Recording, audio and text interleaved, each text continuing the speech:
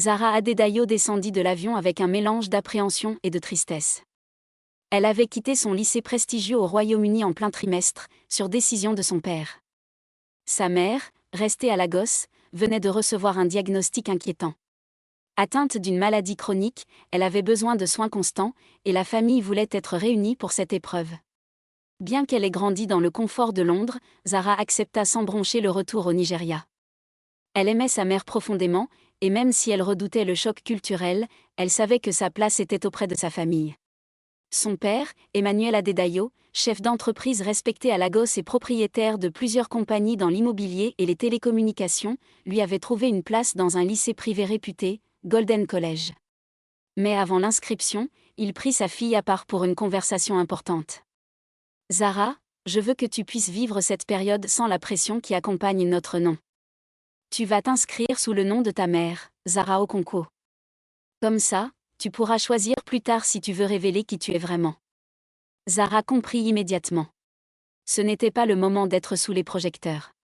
Zahra aurait pu faire une entrée remarquée, en arrivant en voiture de luxe, habillée comme une princesse. Mais elle refusa cette mise en scène, d'autant plus que son anonymat relatif le permettait. Elle demanda à vivre simplement, en dehors des projecteurs. Elle choisit de porter des vêtements sobres, de se rendre à l'école à vélo, et de ne jamais mentionner la fortune de sa famille. Ce n'était pas le moment de briller, sa priorité était d'être disponible pour sa mère. Le jour de la rentrée, les élèves descendirent de SUV aux vitres teintées, téléphone dernier cri en main. Zahra, elle, gara discrètement son vélo près du portail. Son uniforme bien repassé, elle avança calmement, ignorant les regards curieux. Pour les autres, elle n'était qu'une nouvelle étudiante parmi tant d'autres discrètes, voire suspectes par sa simplicité. Dans la cour, quelques élèves commencèrent à murmurer. Une fille ricana, elle est venue en vélo ? On est au Nigeria ici, pas dans un film romantique. Un garçon ajouta, elle doit être une boursière. Tu sais, Golden College prend parfois des cas sociaux. Zahra entendit sans réagir. Elle n'était pas venue pour plaire. Elle était là pour apprendre, et surtout pour être près de sa mère. Quand le professeur principal demanda au nouveau de se présenter, elle dit simplement « Je m'appelle Zahra Okonkwo, je reviens d'Angleterre ». Personne ne fit le lien avec le nom Adedayo. Son secret était préservé. Le même jour, un bruit de moteur attira l'attention des élèves encore rassemblés près du portail. Un 4x4 noir brillant s'arrêta en douceur, et un chauffeur en uniforme en descendit pour ouvrir la portière arrière. Une jeune fille coiffée avec soin en sortit, lunettes de soleil sur le nez, sac de marque à l'épaule. C'était Naomi Okafor, déjà connue de certains élèves avant même son arrivée officielle. Naomi s'installa rapidement comme la star de Golden College. Elle s'habillait toujours avec des tenues voyantes, portait des accessoires luxueux et racontait sans arrêt ses voyages à Dubaï ou ses virées shopping à Milan. Ses parents possédaient effectivement plusieurs entreprises florissantes, mais pas au niveau qu'elle laissait entendre. Elle amplifiait sa richesse réelle pour maintenir son statut. En entrant en classe, Naomi s'entoura de filles aussi superficielles qu'obsédées par l'apparence. Elle l'admirait, la copiait, la flattait. Quand elle vit Zahra assise seule au fond de la salle, avec son uniforme strict et son sac sans marque, elle fronça les sourcils. À ses yeux, cette fille n'avait rien à faire ici. Elle se pencha vers une camarade, « Elle sort d'où celle-là ? C'est une erreur d'admission ou quoi ?» Zahra sentit les regards mais garda la tête baissée. Elle n'était pas surprise. Elle avait déjà vu ce genre de dynamique ailleurs, mais ici, tout semblait amplifié. Elle se disait qu'il valait mieux rester invisible. Pourtant, elle sentait déjà que Naomi allait lui compliquer la vie. Pas à cause de ce qu'elle était, mais à cause de ce qu'elle refusait d'être. Pendant la pause, Naomi passa devant elle sans la regarder, puis lança fort, « On a accepté les cyclistes maintenant ? Golden College devient charitable. » Quelques rires fusèrent. Zahra ne répondit pas. Elle fixa calmement son cahier, décidée à rester fidèle à elle-même, même si cela devait lui coûter l'isolement. Dès la fin de la première semaine, Naomi avait clairement désigné Zahra comme sa cible favorite. Elle l'appelait désormais « Miss Vélo », devant tout le monde, toujours avec un sourire moqueur. Dans les couloirs, les élèves commençaient à reprendre ce surnom en riant. Zahra restait impassible. Elle savait que se défendre ne ferait qu'attiser le feu.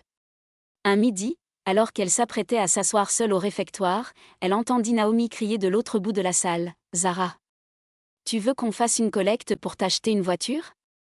Ou tu préfères une trottinette ?» Quelques rires nerveux éclatèrent. Zara s'arrêta une seconde, la regarda calmement, puis répondit simplement, « Merci, mais mes jambes fonctionnent très bien. » Cette réponse fit taire brièvement la salle. Mais Naomi, piquée dans son orgueil, se jura de ne pas en rester là. Elle commença à répandre des rumeurs, que Zara était une élève boursière, que ses parents vivaient dans un quartier malfamé, et qu'elle n'avait pas les moyens d'étudier dans une école aussi chère. Les moqueries prirent de l'ampleur. Zara se réfugiait dans ses études. Elle passait son temps à la bibliothèque, évitant les fêtes, les regroupements, les réseaux sociaux. Mais au fond, cela la blessait. Elle n'était pas insensible, juste décidée à ne pas se rabaisser. À la maison, elle restait silencieuse sur ce qu'elle vivait, pour ne pas inquiéter sa mère malade. Un jour, alors qu'elle s'installait à sa table habituelle au déjeuner, un élève l'arrêta gentiment. Il s'appelait David Oluwazen, fils d'un haut magistrat. Il était populaire, respecté, mais différent des autres. « Tu ne devrais pas écouter tout ça, dit-il. Il y a plus de courage en toi que dans toute cette salle. » Ce fut la première fois qu'un sourire sincère apparut sur le visage de Zara depuis son arrivée. Depuis ce jour-là, David commença à s'asseoir régulièrement à la table de Zara. Cela attira l'attention de tout le lycée. Naomi, surtout, ne supportait pas de voir le garçon le plus apprécié de l'école se rapprocher de Miss Vélo. Elle l'avait toujours convoité sans succès. Voir David rire avec Zara, aussi simplement, lui donna un goût amer dans la bouche. Naomi tenta de minimiser la chose devant ses amis, il doit avoir pitié d'elle. Ou peut-être qu'il veut des points pour son karma. Mais au fond, elle sentait bien que ce n'était pas de la charité. David semblait vraiment apprécier la compagnie de Zara. Il ne se moquait jamais, ne cherchait pas à la changer, et s'intéressait à ce qu'elle avait à dire. Un midi, alors que Naomi lançait une énième pique sur la prétendue pauvreté de Zara, David se leva et prit la parole devant tout le monde. « Naomi, tu crois que l'argent fait la valeur d'une personne? Parce que jusqu'à présent, tout ce que tu montres, c'est du vide avec des paillettes. » Le silence fut brutal. Naomi resta figée, rouge de colère. Ce jour-là, les regards changèrent. Certains élèves commencèrent à se demander si Zara n'était pas plus forte qu'ils ne le pensaient. Elle ne répliquait jamais, mais elle résistait. Et maintenant, elle avait un allié de poids. Naomi, quant à elle, sentait son contrôle glisser peu à peu. Et rien ne l'énervait plus que de perdre le pouvoir. Mais Zara, bien qu'encouragée par le soutien de David, restait prudente. Elle n'oubliait pas que l'attention pouvait vite se retourner. Elle ne cherchait ni vengeance, ni popularité. Juste un peu de paix. Mais elle ignorait encore que le calme allait bientôt céder la place à une tempête. Quelques jours plus tard, l'école annonça l'organisation de son gala annuel de bienfaisance. C'était l'événement le plus attendu du trimestre, où chaque élève pouvait faire un don pour une cause choisie par le lycée. Comme chaque année, certains en profitaient pour exhiber leur générosité et leur compte bancaire. Naomi vit là une parfaite occasion de reprendre le devant de la scène. Le soir du gala, habillée d'une robe rouge criarde, Naomi monta sur scène avec assurance.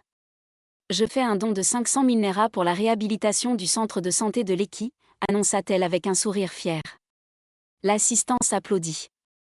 Des murmures émergèrent, « Elle est incroyable, quelle classe ! Une vraie philanthrope !» Mais peu après, le proviseur prit la parole, et nous remercions également Zara Okonkwo, qui vient d'effectuer un don de 2 millions de Naira. Le silence s'installa un instant dans la salle. Tous les regards se tournèrent vers Zara, assise discrètement au fond, habillée simplement, les mains croisées. Naomi se figea. Son sourire s'effaça. Autour d'elle, ses amis commencèrent à chuchoter. « Attends, comment cette fille a pu donner autant? Tu crois qu'elle cache qui elle est ?» Naomi, elle, serra les dents.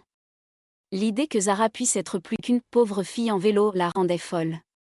Elle décida aussitôt de lancer une nouvelle rumeur, c'est David qui lui a donné l'argent. Elle l'a bien charmé, non? Zara, elle, ne se justifia pas. Comme toujours, elle se contenta de sourire poliment et de détourner l'attention. Mais cette fois, le doute s'était glissé dans les esprits. Et si cette fille que tout le monde méprisait était en réalité bien plus qu'elle ne le laissait croire? Déterminée à reprendre le contrôle, Naomi organisa une grande fête. Son oncle, homme d'affaires prospère, voyageait en Europe pour plusieurs semaines et lui avait confié les clés de sa luxueuse villa à Victoria Island. Fais attention à tout, lui avait-il dit en partant. Naomi y vit l'occasion parfaite, une soirée grandiose dans une propriété qu'elle ne connaissait pas parfaitement, mais qui ferait sensation. Elle invita tout Golden College, sauf Zara bien sûr. Une soirée pour les vrais amis, lança-t-elle avec un sourire calculateur. C'était sa façon de rappeler à tous qui avaient le pouvoir et les moyens d'offrir du luxe. La fête battait son plein dans la villa empruntée. Naomi, radieuse dans une robe ajustée, circulait entre les groupes d'élèves, distribuant sourires et commentaires bien placés. Elle savourait chaque regard admiratif, chaque compliment sur la décoration, chaque exclamation devant la piscine illuminée. Le fait que ce ne soit pas vraiment chez elle importait peu, personne ne le savait. Vanessa ne cessait de la flatter, franchement, tu viens de remettre tout le monde à sa place. Personne ne fait mieux que toi, Naomi. Naomi opinait doucement, feignant l'humilité. Mais en elle, la satisfaction bouillonnait. Aucun signe de Zara. Elle n'avait bien sûr pas été invitée. Et c'était mieux ainsi. Vers 22h, un bruit discret de moteur attira l'attention de quelques invités rassemblés sur la terrasse. Une Mercedes classe S noire s'arrêta devant la propriété voisine, une villa encore plus imposante que celle qu'utilisait Naomi. Un agent de sécurité ouvrit la portière arrière. Zara descendit calmement, suivie d'un homme élégant en costume, son père. Tous deux se dirigèrent vers le portail monumental de leur demeure. Les conversations s'interrompirent un instant. Plusieurs têtes se tournèrent. Une élève chuchota, « Attendez, c'est elle ?» Un autre répondit, surpris, « Regarde cette maison. Elle est énorme. » Le silence s'étira. La propriété des voisins surplombait celle de l'oncle de Naomi par sa taille, sa prestance et son élégance discrète. Naomi, encore au bord de la piscine, sentit l'atmosphère changer. Elle regarda dans la direction que fixaient tous les invités et découvrit avec stupeur la scène qui se déroulait. « Mais, elle habite juste à côté », murmura-t-elle, incrédule. Les regards ne la suivaient plus. Le murmure s'étendait. Une seule scène avait suffi, Zara rentrant chez elle, plus éclatante que toute la fête réunie. Comment j'ai pu ne pas savoir qu'elle vivait là, se demanda Naomi, réalisant qu'elle ne connaissait pas vraiment le quartier de son oncle. Cette découverte la laissa sans voix, observant impuissante sa soirée parfaite se transformer en révélation humiliante. Naomi resta figée un long moment après l'apparition de Zara. La musique continuait, les lumières clignotaient, mais l'ambiance n'était plus la même. Les conversations avaient changé de ton. Certains invités cherchaient discrètement à savoir pourquoi Zara vivait juste à côté, dans une maison aussi prestigieuse, sans jamais l'avoir mentionnée. Vanessa tenta de calmer le malaise, peut-être qu'il loue la villa. Mais Moyo répondit en chuchotant, son père est rentré avec elle. Et la sécurité l'a salué par son nom. C'est pas une location. Naomi entendait tout. Elle sentait le sol se dérober lentement sous ses pieds, comme si chaque regard posé sur elle remettait en cause son image. Elle tenta de relancer la fête, remonta le volume, proposa un concours de danse. Mais l'élan était cassé. Plusieurs invités commencèrent à repartir plus tôt que prévu. Un petit groupe se posta même devant la villa voisine, contemplant les lumières tamisées à travers la grille. Dans leurs yeux, un mélange de fascination et de regret de ne pas être invitée là-bas. Assise près de la piscine, Naomi ne disait plus un mot. Le poids du silence intérieur lui serrait la gorge. Elle se rendait compte que tout ce qu'elle avait bâti reposait sur la comparaison, la mise en scène. Et que face à quelqu'un qui n'avait rien à prouver, tout cela ne suffisait plus. Elle n'avait pas été démasquée, mais elle avait été dépassée. Dans la voiture, Zara n'avait rien vu. Elle n'avait même pas remarqué que la maison voisine accueillait une fête. Et c'est précisément ce détachement qui rendait tout plus insupportable pour Naomi. L'indifférence de Zara lui faisait plus mal que tous les mots qu'elle aurait pu entendre. Le lundi suivant, l'ambiance à Golden College avait changé. Naomi, autrefois au centre de toutes les attentions, sentait les regards différents. Les élèves qui, quelques jours plus tôt, riaient à ses blagues et l'entouraient à chaque pause la regardaient maintenant avec une curiosité nouvelle. Son statut de « reine » du lycée était remis en question.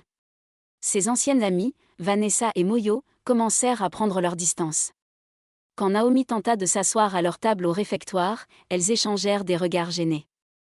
« On peut te parler ?» demanda Vanessa. Elles l'emmenèrent dans un coin.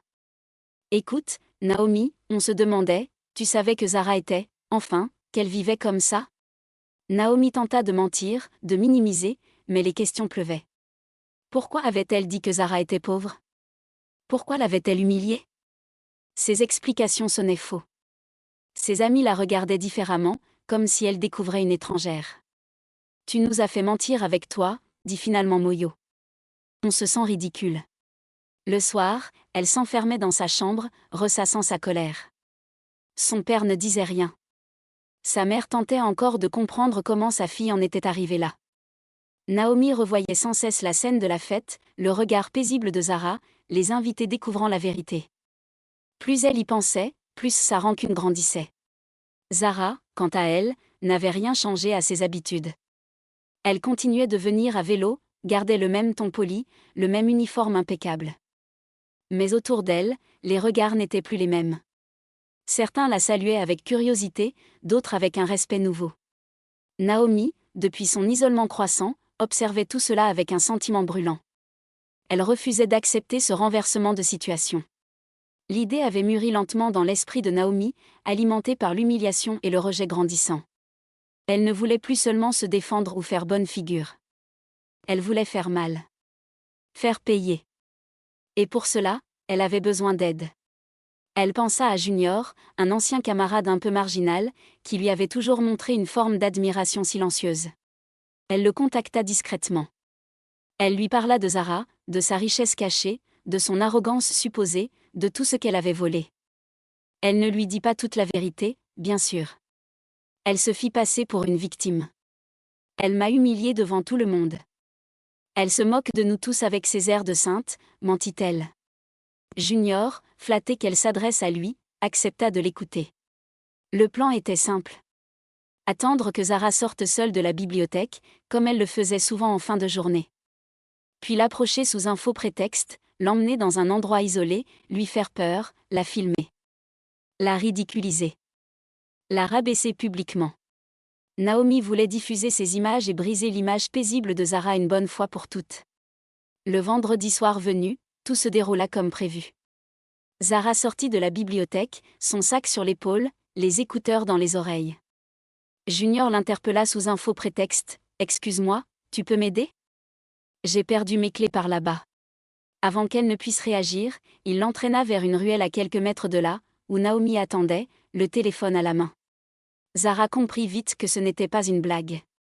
Mais elle ne paniqua pas. Elle regarda Naomi dans les yeux et dit simplement « Tu veux m'écraser, Naomi ? Mais ça ne te fera jamais briller. » Cette phrase frappa Naomi plus qu'elle ne l'aurait cru. Son poing se serra, son visage se tendit. Junior, mal à l'aise, hésitait à continuer. L'ambiance devint lourde. Alors que la situation dégénérait, une voiture noire freina brusquement près de la ruelle. En descendit David, suivi de 2 autres élèves de terminale. Il s'était inquiété de ne pas voir Zara quitter la bibliothèque à l'heure habituelle et avait décidé de la chercher. Grâce au gardien qui avait vu Junior l'emmener dans cette direction, il avait suivi son instinct, juste à temps. Naomi recula d'un pas, surprise. Junior baissa immédiatement les bras, les mains levées. David s'approcha, furieux mais contrôlé. « Vous êtes malade ? Vous comptez lui faire quoi, exactement ? Demanda-t-il d'une voix glaciale. Naomi tenta de répondre, mais aucun mot ne sortit. Zara se dégagea calmement, frottant son poignet, sans un mot pour ses agresseurs. David la regarda avec admiration. Elle n'avait ni pleuré ni crié. Même dans cette situation, elle avait gardé sa dignité. Il se retourna vers Naomi. « Tu viens de franchir une ligne. Cette fois, il y aura des conséquences. » Les autres témoins hochèrent la tête, dégoûtés par ce qu'ils venaient de voir. Naomi tremblait. Ce n'était pas censé aller aussi loin. Elle voulait juste humilier Zara, pas attirer autant de témoins ni David. Mais elle comprit que cette fois, elle n'allait pas s'en tirer avec des excuses ou des faux sourires. Elle venait de signer la fin de sa présence dans ce monde qu'elle voulait dominer. Alors que David appelait le proviseur, Zara lança un dernier regard à Naomi. Sans haine, juste une immense fatigue. « Tu as fait tout ça, pourquoi, Naomi ? » demanda-t-elle calmement. La question resta suspendue dans l'air, sans réponse, comme un écho que Naomi allait devoir affronter seule. Le lundi matin, toute l'école était au courant. L'agression, l'intervention de David, l'implication de Naomi, rien n'avait échappé aux réseaux sociaux. Le proviseur convoqua une réunion d'urgence avec le conseil disciplinaire. Les faits étaient graves, et cette fois, aucune influence ni manipulation ne pourrait les effacer. Naomi fut suspendue sur le champ en attendant la décision finale. Une enquête interne fut lancée. Junior avoua rapidement les faits, accablant davantage Naomi. Elle tenta de nier sa responsabilité, mais les témoignages l'écrasèrent. David, les autres témoins, même le gardien qui avait vu la scène de loin, confirmaient tous la même version. Ses parents, effondrés, ne purent rien faire. Sa mère, en larmes, voulut présenter des excuses à la famille Adedayo, mais M. Adedayo fut ferme, « Ce que votre fille a fait dépasse les limites. Elle aurait pu traumatiser la mienne. » Le conseil de discipline décida à l'unanimité l'expulsion définitive de Naomi de Golden College.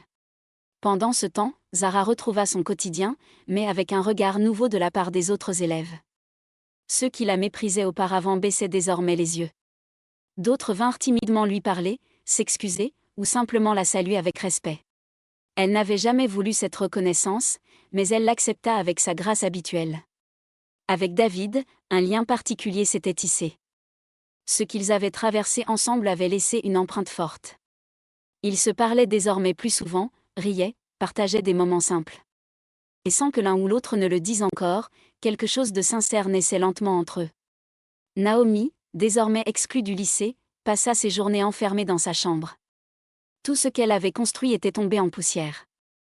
Elle n'avait plus de statut, plus d'amis, plus de visage à sauver. Elle passait des heures à faire défiler les réseaux sociaux, à voir la vie continuer sans elle à Golden College. Elle se repassait sans cesse les scènes, le gala, la fête gâchée, l'agression, le regard de Zara. Elle avait tout perdu, mais ce qui la hantait le plus, c'était ce calme que Zara avait toujours gardé. Cette force silencieuse, cette assurance qui ne venait ni de l'argent ni de la popularité. Elle comprenait maintenant ce que signifiait vraiment être digne. Ses parents lui trouvèrent finalement une place dans un lycée plus modeste, loin de Victoria Island. Un nouveau départ, sans paillettes ni artifices. Pour la première fois de sa vie, Naomi devrait apprendre à exister sans se comparer, sans écraser les autres pour briller. Un jour, elle prit son téléphone et écrivit un message à Zara. Un vrai. Je suis désolée. J'ai tout gâché. Tu n'avais rien fait. Je te demande pardon. Elle ne reçut jamais de réponse. Mais l'avoir écrit laissa un poids en moins sur sa poitrine. C'était un début. Zara, de son côté, avait choisi de ne pas répondre. Elle n'avait pas de rancune, mais elle avait décidé d'avancer. Elle continuait à passer du temps avec sa mère, dont l'état s'était stabilisé grâce aux meilleurs soins que l'argent pouvait offrir. Elle étudiait sérieusement, aidait discrètement des camarades en difficulté, et s'autorisait à sourire davantage. Un soir, alors qu'elle marchait aux côtés de David dans les jardins du lycée, il lui dit « Tu sais, j'ai compris une chose. La richesse, ce n'est pas ce qu'on montre. C'est ce qu'on tient debout, quand tout le monde veut nous voir tomber. » Zara le regarda avec douceur. « Alors tu es riche aussi, David. » Et ils continuèrent à marcher, en silence, dans la lumière dorée du coucher de soleil sur la Gosse. Quelques mois plus tard, lors de la remise des diplômes de Golden College, Zara fut proclamée major de promotion. Dans son discours, elle ne parla ni de richesse, ni de vengeance, ni de justice. Elle parla de dignité, de simplicité, et de l'importance de rester fidèle à ses valeurs même dans l'adversité. Dans la salle, David applaudissait avec fierté. Ses parents rayonnaient de bonheur. Sa mère, remise sur pied, essuyait discrètement une larme. Et quelque part dans la Gosse, dans un lycée plus modeste, Naomi regardait la cérémonie en direct sur son téléphone.